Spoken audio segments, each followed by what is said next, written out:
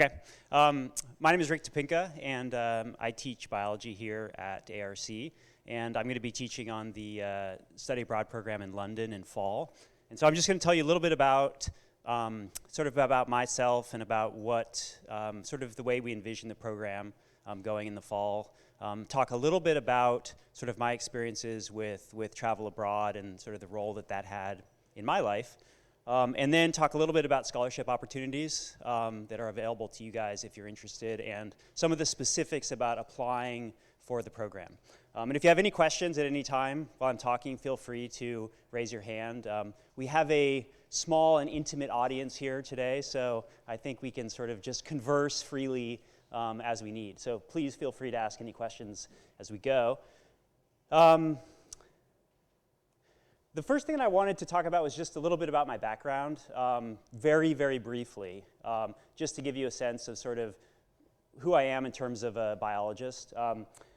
I've been teaching here at ARC for 13 years now. This is the first time I've been involved in the study abroad program, and I am super excited for this, as I think all of you guys are, since you're here. My background in biology is pretty diverse. I worked in fields such as molecular neuroscience and human genetics, as well as more recently, I've worked in the field of ecology.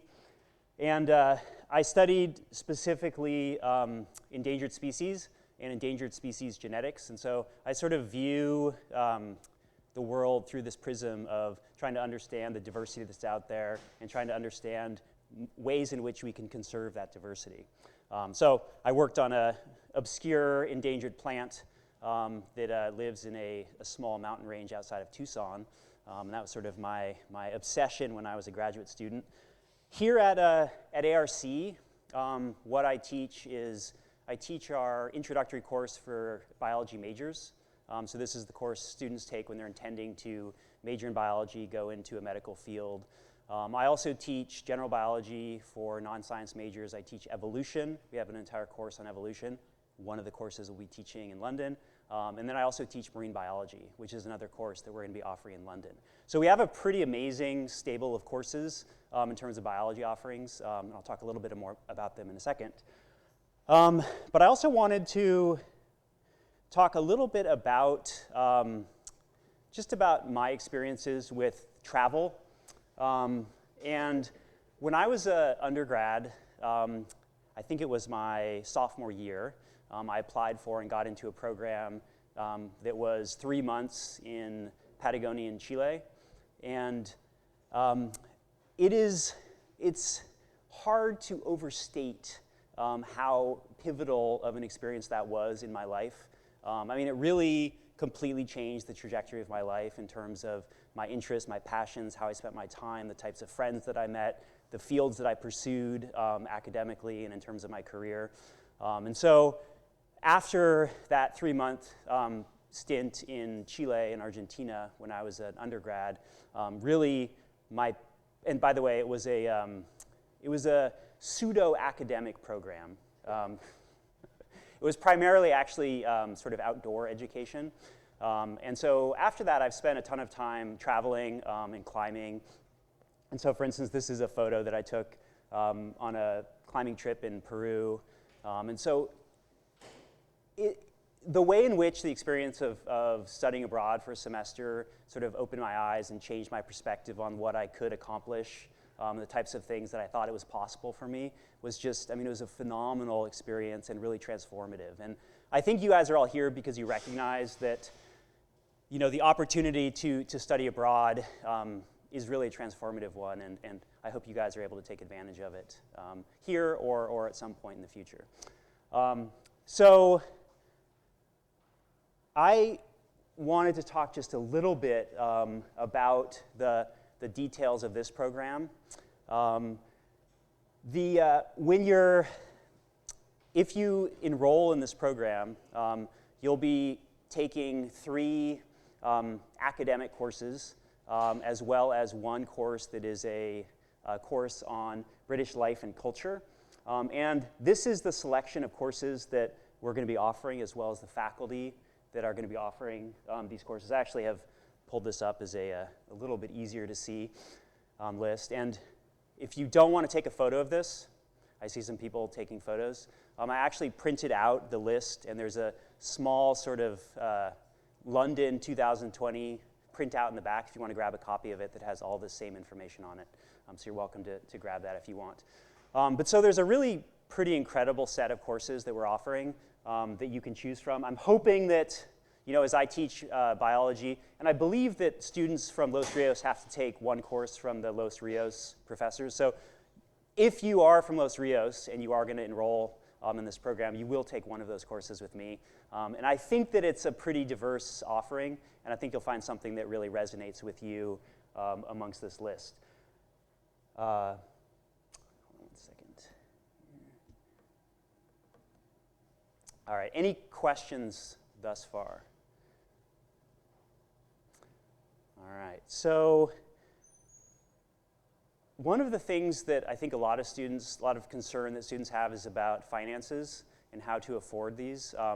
The total cost ends up being somewhere around $9,000 to $10,000, including kind of all-inclusive. 10,000, maybe 11,000? 11, 12. Just keep going up. And so you probably are thinking, hopefully you're thinking about how you're going to finance this. And there are actual opportunities in terms of scholarships. And I think some of the other folks are going to talk about these in a little bit more detail as well. One of the scholarship opportunities that's coming up is this Gilman scholarship.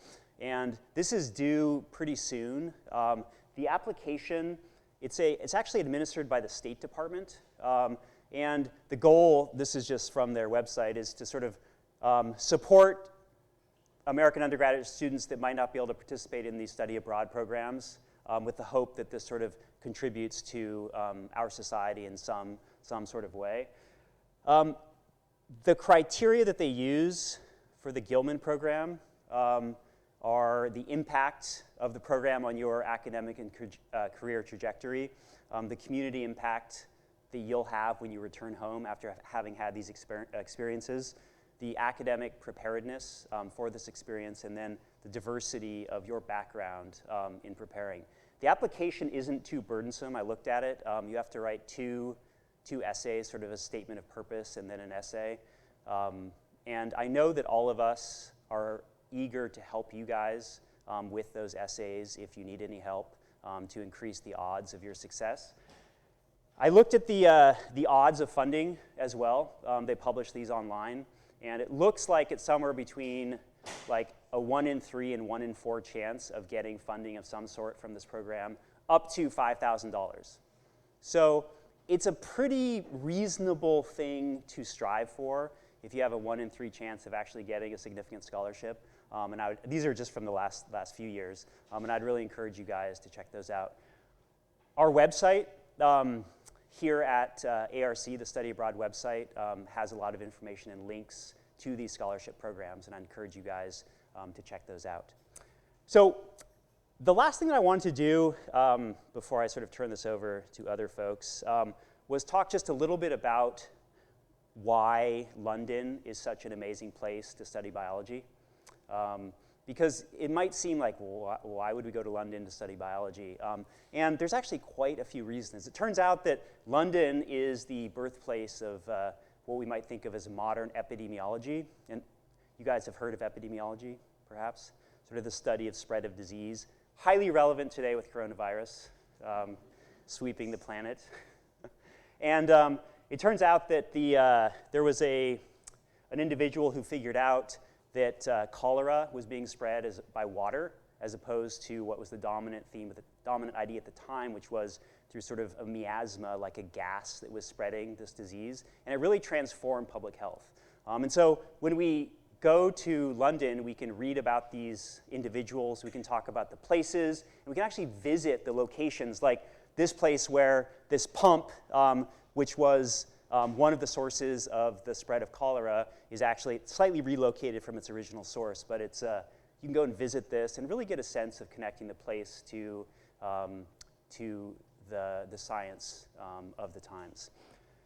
The other thing, of course, one of the biggest discoveries in the 20th century was the structure of DNA, which I think many of us have heard of. And it was solved, if you will, the structure in and around London. And so there are many amazing resources to learn and look at the history of this huge discovery. This was James Watson and Francis Crick who discovered the DNA double helix, which has led to the breakthroughs that all of us are either worried about or excited about in terms of genetics and genetic engineering. The other thing is, can you think of any other biologists who are English? Famous biologists? I heard it. Yes, Charles Darwin. And so Charles Darwin was an English naturalist who traveled around the world at maybe about your guys' age, some of your age, 23 or so, 24. So he was a young guy when he actually traveled the world. And he made a lot of collections when he was traveling. And some of the collections he made, some of the most famous ones, were things like this collection of birds, this collection of finches from the Galapagos Islands. And it was based on these collections that Darwin actually, that's Darwin down there in the corner, in case you can't tell. And he came up, what's that? That's age 23, Darwin, right? That is age 23, yeah. He sort of prematurely aged. Really ages you. Whose genetics are I know. I'm only 13, Right? so. I know it's funny, whenever you show Darwin, it's always this picture of Darwin as like this aged, sort of like, I don't know, noble-looking gentleman. But it was based on these collections that he figured out the theory of evolution. And the beauty is that a lot of these collections are still present and can be visited by us in London. So we can really see the birthplace of modern biology. We can see the birthplace of modern molecular biology all in London. Outside of London is Darwin's former residence, where he came up with all these ideas, and it's actually a museum that you can visit. So you really can, it's quite glorious, sort of walk in the footsteps of the giants of biology when you're in London. And so it's a really thrilling thing as a biologist to be there. And I think for you guys taking these biology classes, you'll really be able to connect with this. In addition, there's tons of beautiful and incredible natural history museums that are available. We are poised right on an estuarian system, and so as marine biologists, there's lots of interesting things to talk about and look at with regards to the estuaries. And there are some dates coming. I think I actually forgot to change the date. You told me, Kevin, a superior date for the application. It's in the brochure, but yeah, it's May 17th. Okay. So the in terms of I'll make a change to this, but I think it's May 17th that we recommend that the deposit is received by, and the final payment. And then the dates are we depart on September 10th and come back on December 11th, and then there's a 1-week break in sort of late October, I believe, as well. And if you have any additional questions, feel free to email me or email the Study Abroad program, and we can try to address those. Anybody thinking about going to London? Okay, at least a few. I'm definitely thinking about it. But yeah, if you have any questions, please get in contact with me. You can stop by my office, you can email me, you can call me, and I'd be happy to chat. Cool. All right.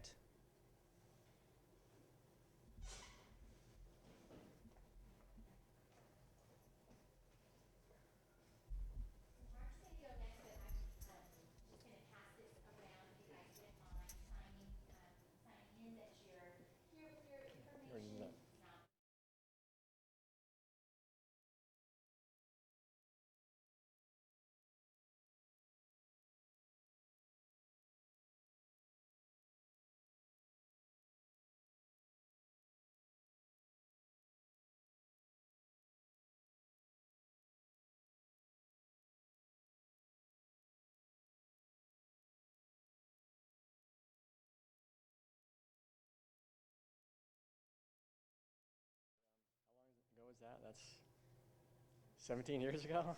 Hard to believe, but that's what happens when you go on study abroad. You make friendships that last.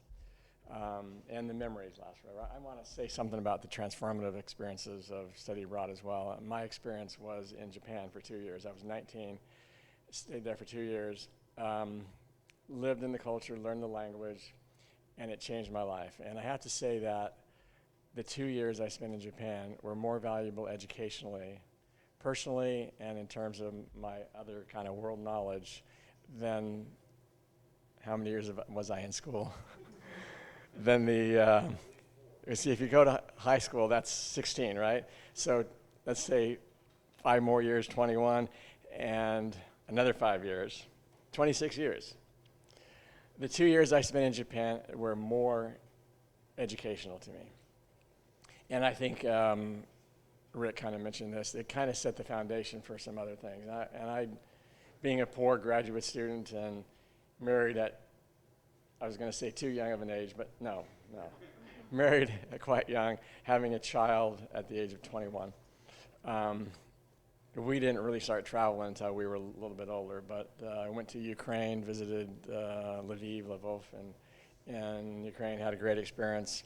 My daughter went to Italy as an au pair, as a nanny, met an Italian, married the Italian, and so we went over there, been over there a few times, visited his family, and they also they spent time in the Canary Islands, so we've been there, and that just kind of started us traveling more and more. And then when I went to London in 2003, it just kind of was, I don't know, it's just perpetuated, and I guess it just kind of steamrolled from there.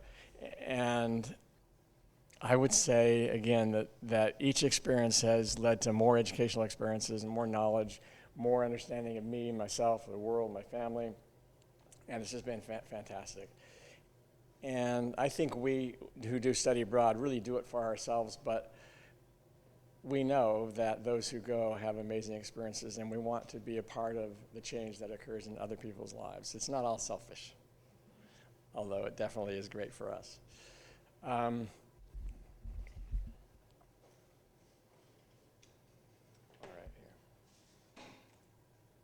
I just thought I would take a second and mention the way it kind of works, the semester programs work in our district. We work in conjunction with 3 other districts, and every spring we're going to go to Florence. And as we mentioned, Roxanne Morgan's taking students the next time we go. Right now there's a group getting ready to go, tomorrow? Yeah. And they're going to spend the next 13 weeks there. Fantastic experiences. And then in the fall, of course, it's Rick taking a group to London. And then next fall, 2021, it'll be Barcelona. So every spring in Florence, and alternating between London and Barcelona in the fall. We also have these summer programs. This is what I'm going to talk to you about, the London summer program. Diane will talk to you about her Florence program every summer. And then Richard Maurer out of Folsom does a program out of that goes to Paris. I can tell you right now that his program is pretty much full. So if you're interested in that program, you need to contact him ASAP and probably hope for somebody to change their mind. I still have some spots. I'd like to take about 20 people, averaged about 22 in the years that I've been since 2012, and I'm at 13 right now.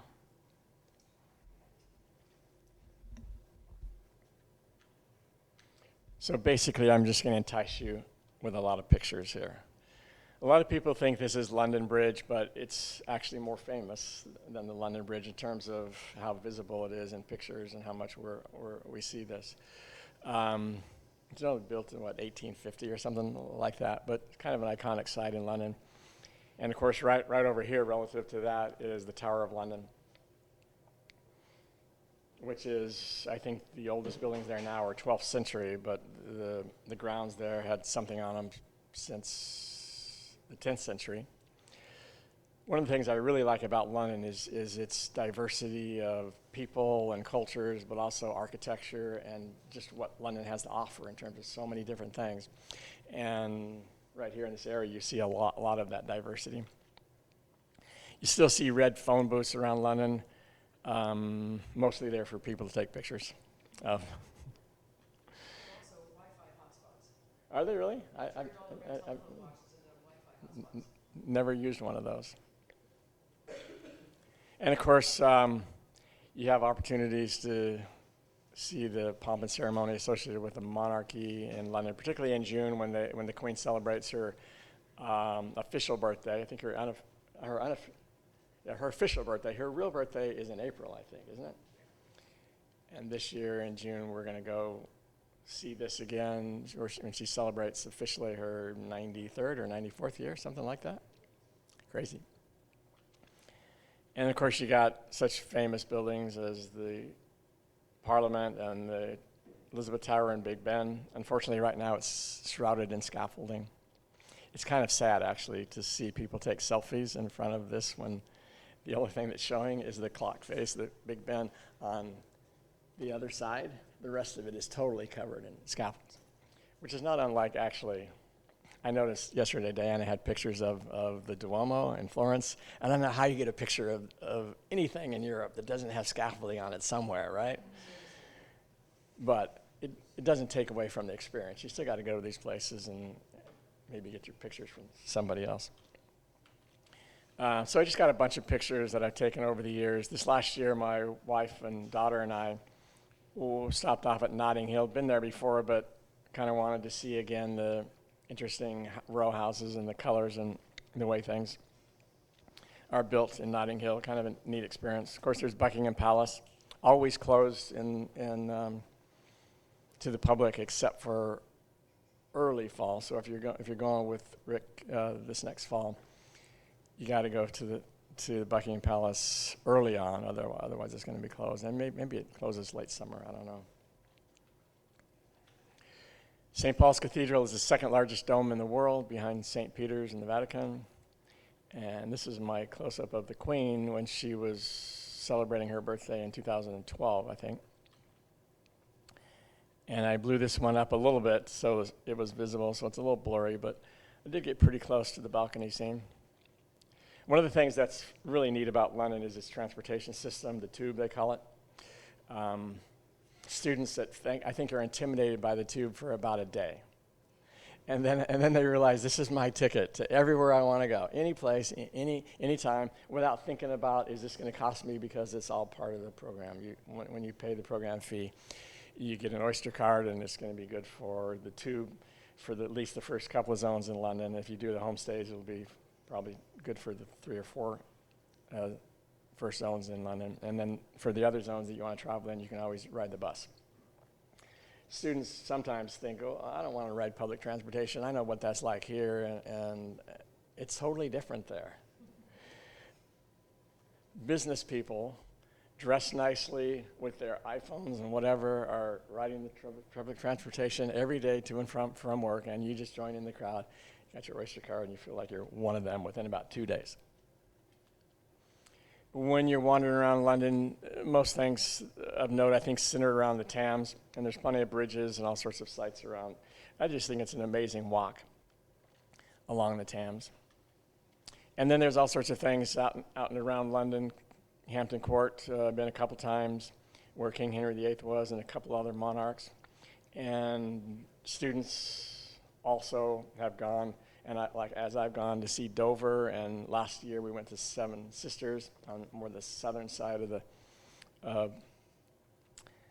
England, the White Cliffs, pretty amazing sights. Harry Potter Studios, a lot of students like to go to Harry Potter. Windsor Castle. Students often are taking a trip over to Wales. It seems like students they find out that there's concerts in Swansea, Wales, and so they go over there, or they go visit the museum associated with Doctor Who in Wales. Of course, there's the London Eye. So these are pictures of places that we actually do go as a group. This year on some Wednesday, we're going to spend the morning at Stonehenge. In the afternoon, we'll go to Salisbury. Salisbury has the tallest cathedral spire in England, the world's oldest functioning clock, and a copy of the Magna Carta somewhere over here. Just this last week, I saw on the news that the guy that tried to steal that copy was on trial. You should read that, Paul. Paul went to London. When was that? 2011. 2011. So this guy tried to steal the Magna Carta last year, I think, and didn't work. But as my daughter said, looks like he's kind of loony.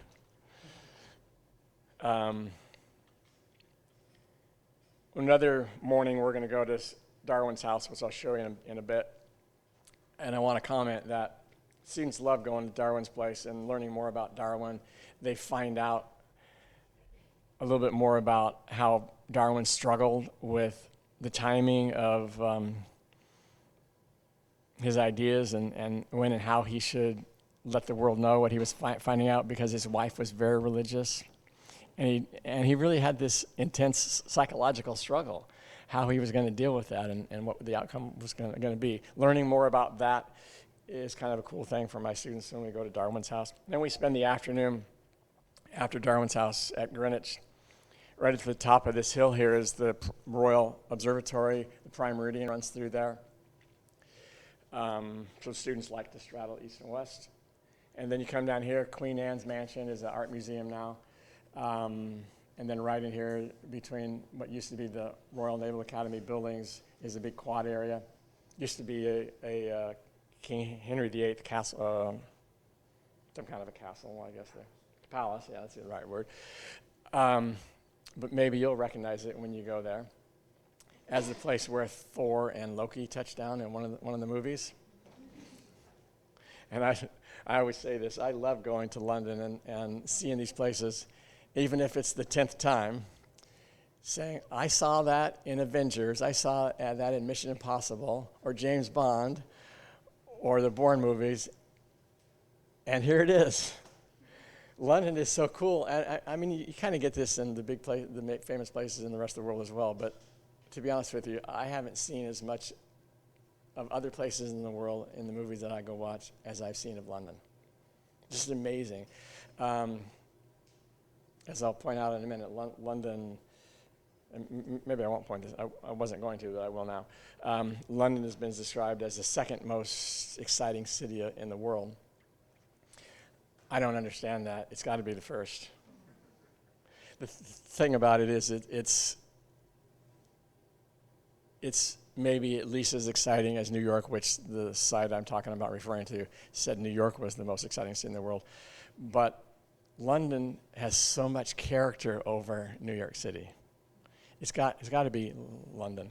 And just in terms of excitement, besides the sights that you see, that you otherwise have seen in movies and learned about in history books and whatnot, there's also people. One of my students several years ago said that she had Quentin Tarantino bought her a drink at the pub the previous night. Another one of my colleagues from Santa Rosa told us quite often that he'd run into Alan Rickman, this was before he died, who was Snape in Harry Potter because his wife was a city council member in the local borough there. And just this last year when we were in Cambridge, two of my students were kind of distracted and not paying the greatest attention to our guide. So I said, what's going on? And he says, Jane Goodall just walked into that building. And I was a little skeptical because I wasn't sure I would have recognized her, but sure enough, I asked the security guard. They said that she was receiving an honorary doctorate that day, and so she was in that building. So we will go to Cambridge again this year. Anybody been to Venice? Okay, the travelers in the group. The rest of you are going to be travelers, right? This is Cambridge University's version of the Bridge of Sighs. So the Bridge of Sighs in Venice is between Doge's palace, the ruling family's palace, and the prison that the bad guys would be relegated to. And they cross over this bridge to get to the prison, and they would sigh because it was the last public life they would experience or see. So this is the Bridge of Sighs at Cambridge University because this is where the students live, and this is where they take their tests. We had fun this last year punting down the River Cam. That's what that is. and going underneath the Bridge of Sighs and all up and down the river there is kind of fun. And when we're not going out of town, I like to do it on Tuesdays and Thursdays. We go to class in the morning, and then in the afternoon we'll spend some time in the local museums. So the British Museum is one of them. It's the finest and biggest archaeological museum in the world with the Rosetta Stone and what we call the Elgin marbles, which are many of the Parthenon marbles that Lord Elgin bought from the Turks who owned them at the time and took them to England for safekeeping. And the Greeks want them back, but the English are not going to give them back, apparently. Westminster Abbey we'll go to in an afternoon. Many of these places we go are going to be with a guide, 2 hours. The guides know much more about these places than I do, and so it's great to have them and give their educated expertise on all these places. So the Westminster Abbey is a place where every king and queen in England has been coronated since 1066. This is some of that diversity in architecture. This is known as the Shard. This is known as the Onion. It's City Hall. This is the tallest building in Western Europe.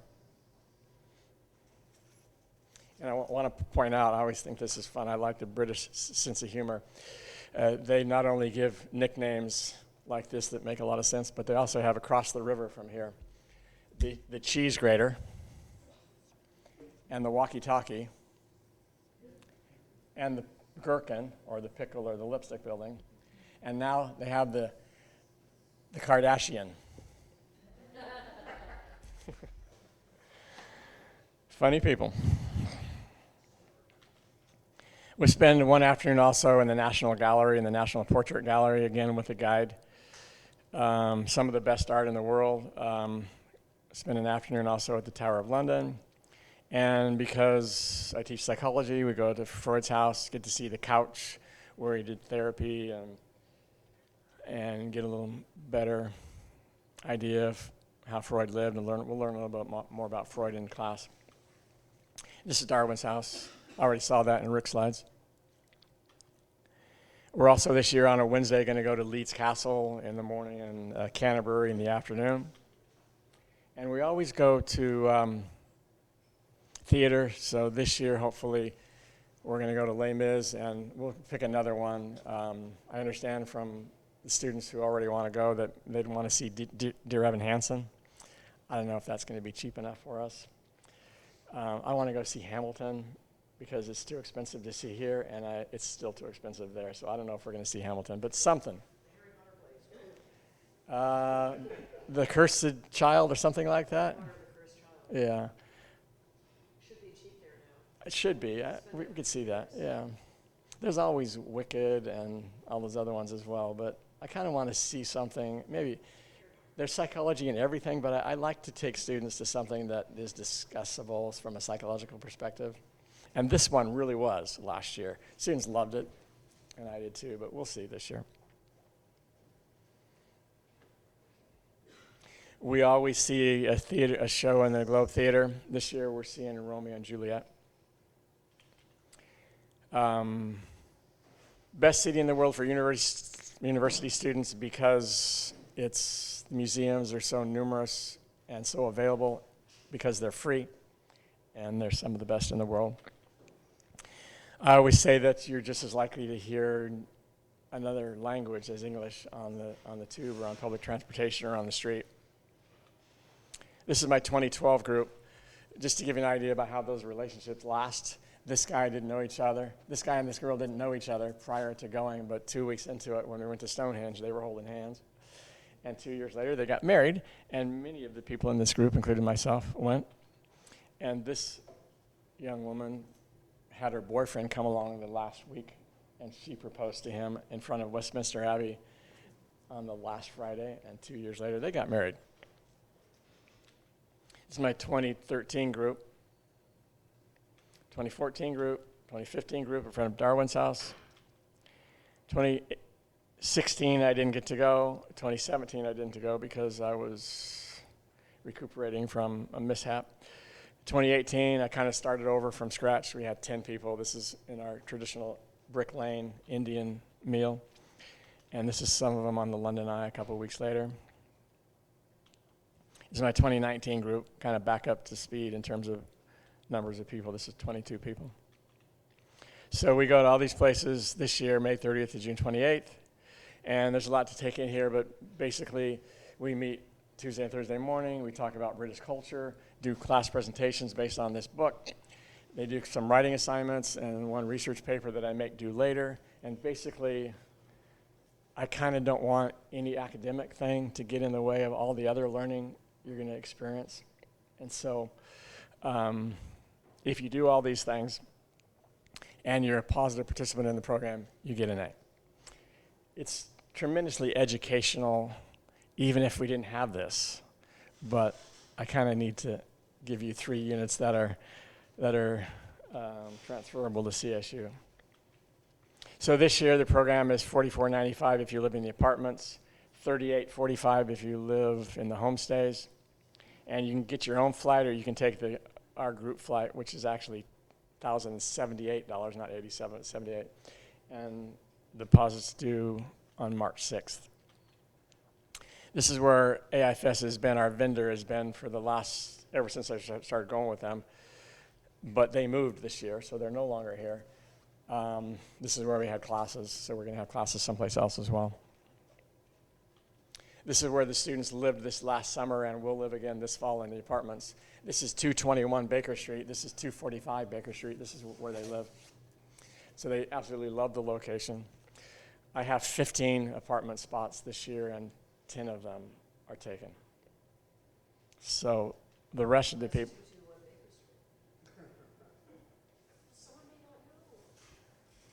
I figured I didn't need to explain that. All right. 221 Baker Street is Sherlock Holmes' home, museum, or whatever it is. Store, money maker for somebody. All right. Really close to public transportation and right in the middle of things. Homestay students live in a place that has a private bedroom and a private bathroom for the 1 or 2 students that stay there. And they're up on the north side of London in places like this. I like that. So I have flyers up here. I also have a website that you can access if you go to the ARC Study Abroad site and click on the link there. And there's my email. You can contact me. And if you don't go to London with me, I hope you go to London with Rick or to Florence with Diana. Fantastic experiences, and I need to say that I've had, I think, 12 students over the years that have gone to both London and Florence, done both programs, because once you travel, you want to go some more, and you realize that there are different experiences. London, you get a certain kind of experience. Florence, you get another kind, and they both are valuable. Thank you. Okay.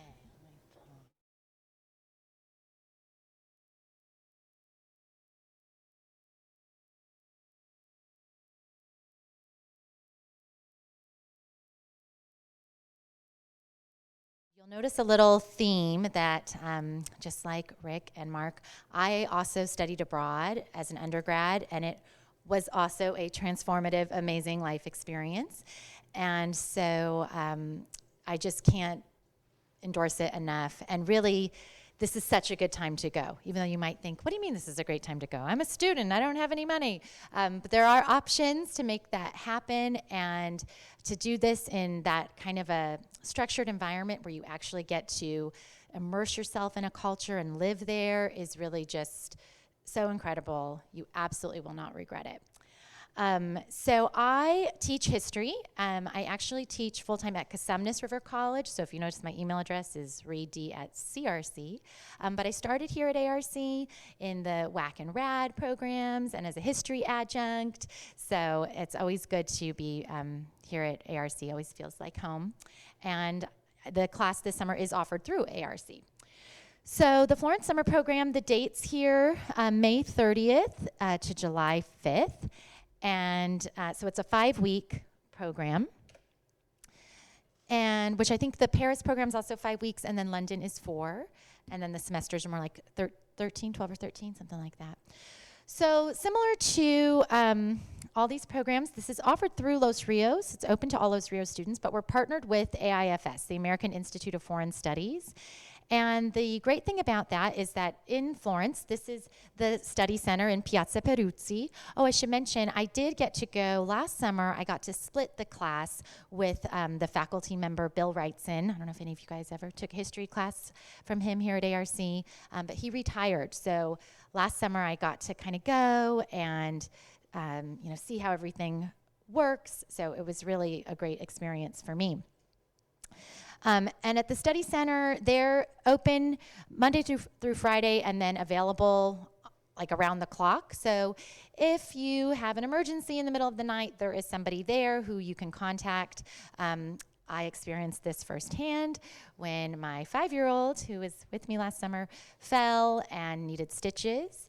And I had to contact them, and it was really scary. And I thought, oh my gosh, that was one of my biggest fears. What if somebody gets really hurt? And then you know what?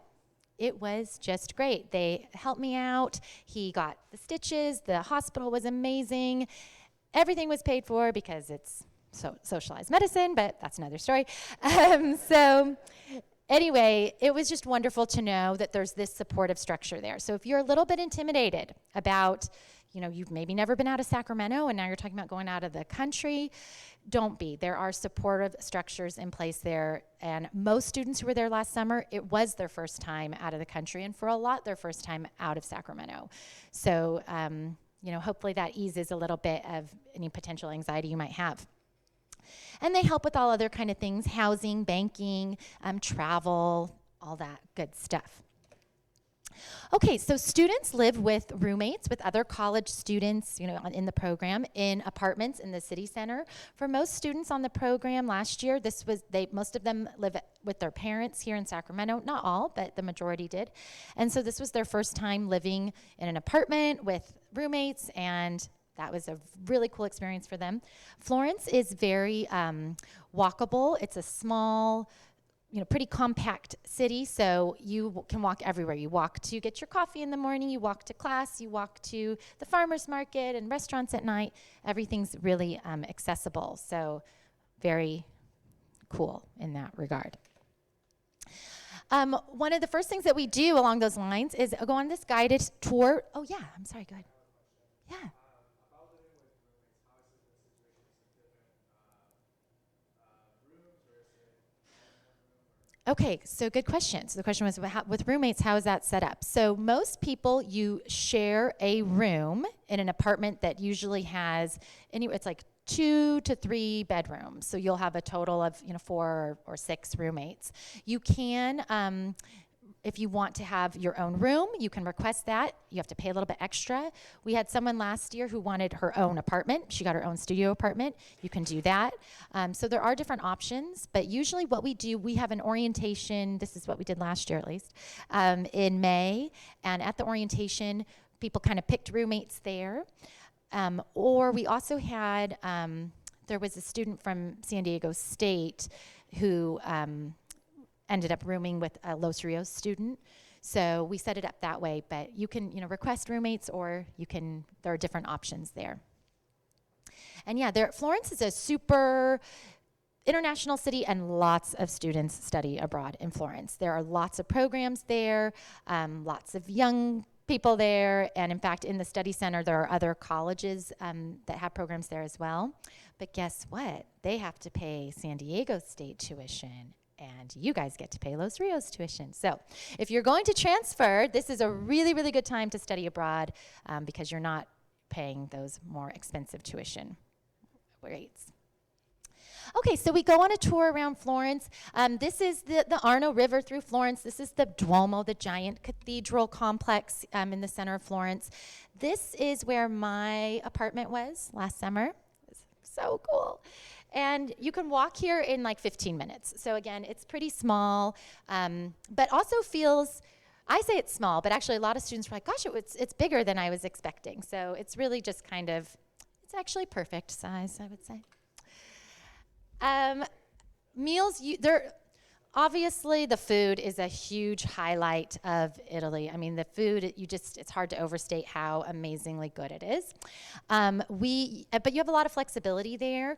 We have a big welcome dinner and a departing dinner that are part of the program, so they're paid for, and it's just like course after course of all this amazing food.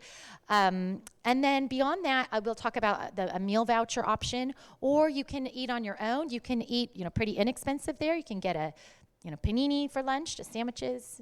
You can go to the farmer's market. They have this amazing farmer's market right in Florence where tons of fresh produce and, you can get prosciutto and mozzarella and all the amazing things and take them back to your apartment and make some lunch. They obviously have grocery stores.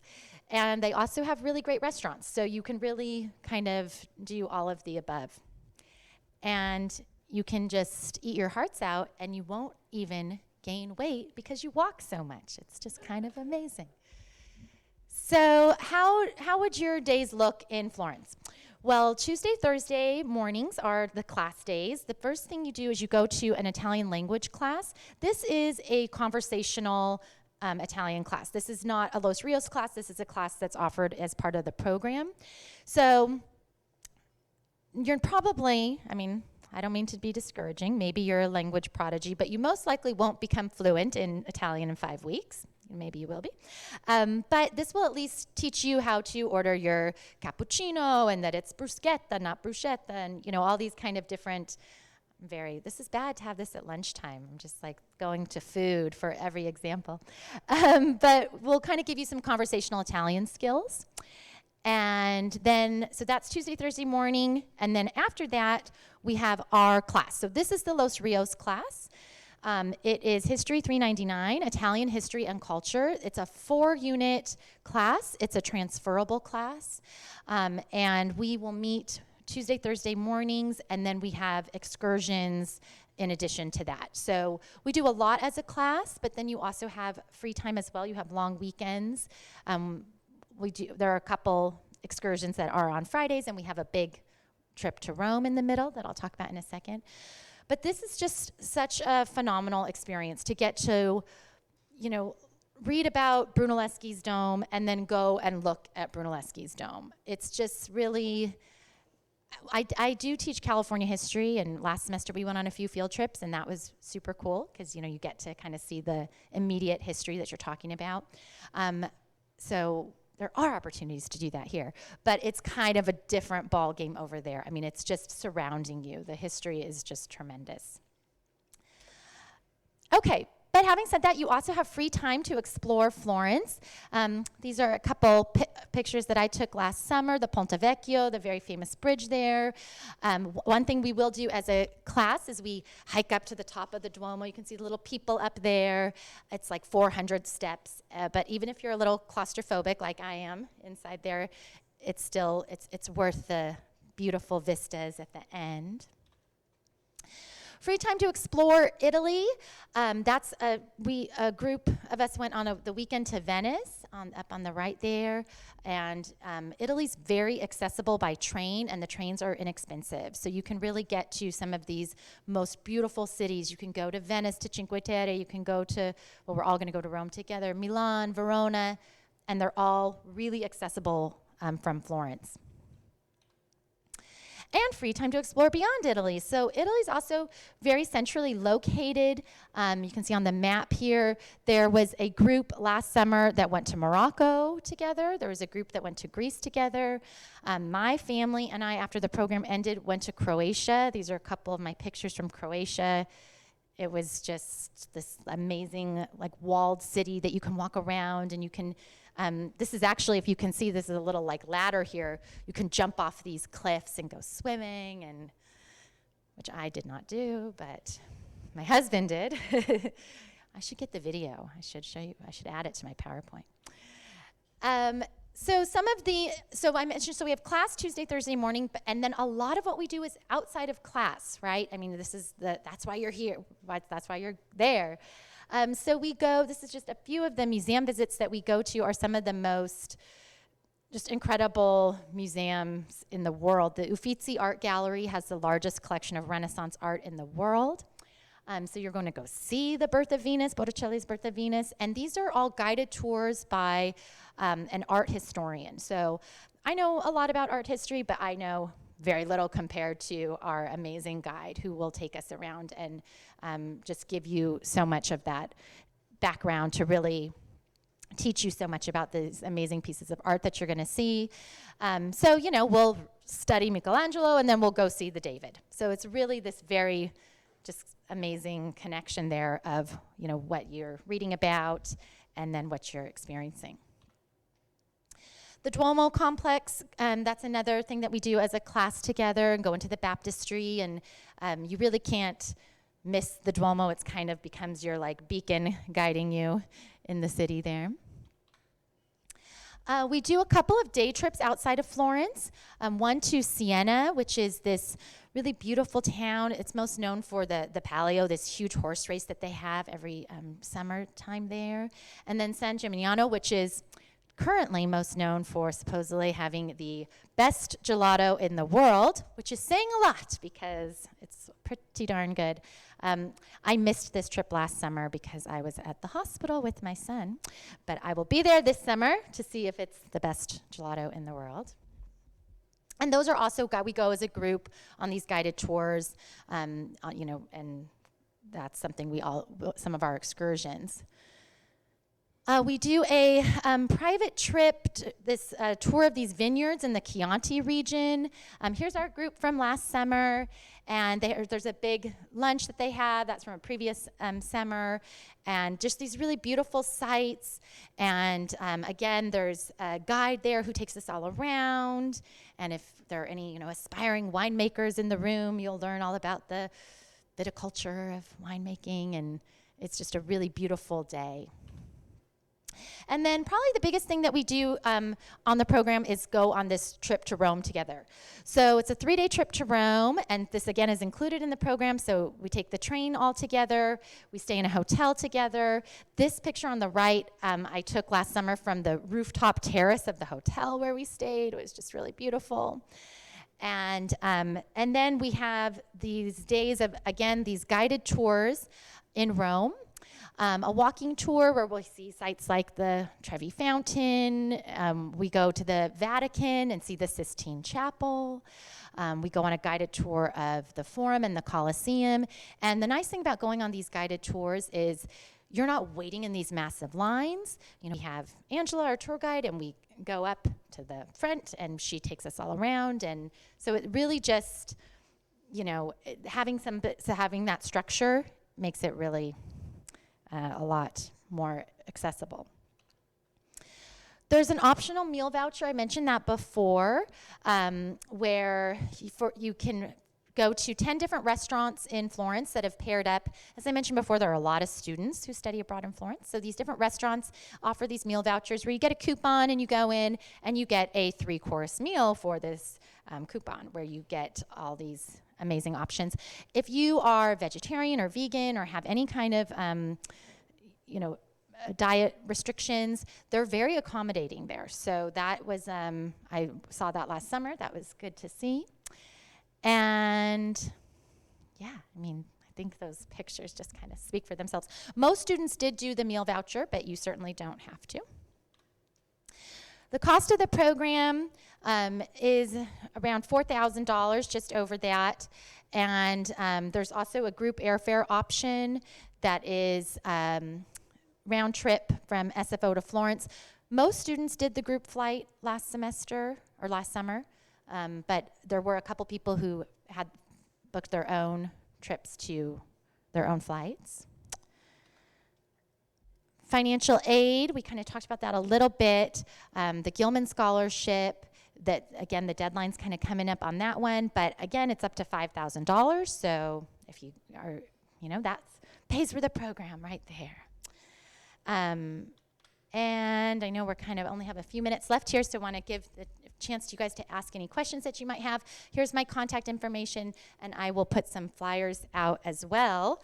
But does anyone have any questions for any of the three of us? Yeah.